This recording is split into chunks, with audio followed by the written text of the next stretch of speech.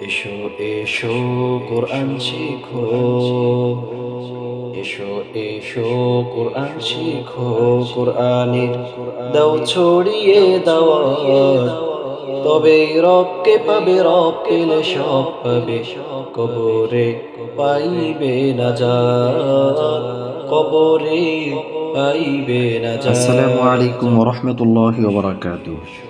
সম্মানিত দর্শক শ্রোতা, ইলম প্র্যাকটিস চ্যানেলে আপনাদেরকে স্বাগতম ও মোবারকবাদ। আশা করি সকলেই ভালো আছেন। আজকের পর্বে আপনাদের জন্য সহজে আরবি শিক্ষার নতুন এক গুরুত্বপূর্ণ সবক নিয়ে হাজির হয়েছে। আশা করি সকলেই মনোযোগ সহকারে অনুধাবন করবেন। তাহলে চলুন আগে নিয়মটা জেনে নিই। প্রিয় দর্শক, আমরা পিছনে পড়েছি একক শব্দের পরিচয়। একক শব্দকে আরবিতে মুফরদ বলে। আজ আমরা পড়ব যুক্ত বর্ণের যুক্ত হরফের পরিচয়। এই হরফগুলোকে আরবিতে মোরাক্কাব বলে। তাহলে যুক্ত হরফের পরিচয় কেমনে? প্রিয় দর্শক, লক্ষ্য করেন, আমি দেখতে পাচ্ছি এখানে একটা বা। এই বা হরফটার সাথে আলিফকে যুক্ত করা হয়েছে।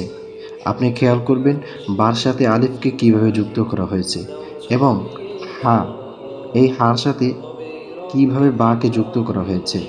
তো এই হার সাথে বাকে যুক্ত করছে, আবার হায়ের সাথে জিমকে কিভাবে যুক্ত করছে। আজকের সবকের আপনি শুধু এটাই লক্ষ্য করবেন, এই যুক্ত হরফগুলো কিভাবে যুক্ত হয়েছে। যেমন এখানে হায়ের সাথে জিমটা যুক্তটা, এটা একটু দেখতে হয়তো বা কঠিন লাগবে। এরপরে যেমন লামের সাথে হা, এই দু একটা হরফ কঠিন লাগবে, বাকি সবগুলো ইনশাআল্লাহ সহজ আছে। তো প্রিয় দর্শক, কীভাবে পড়বেন? বিসমিল্লাহির রহমানির রহিম।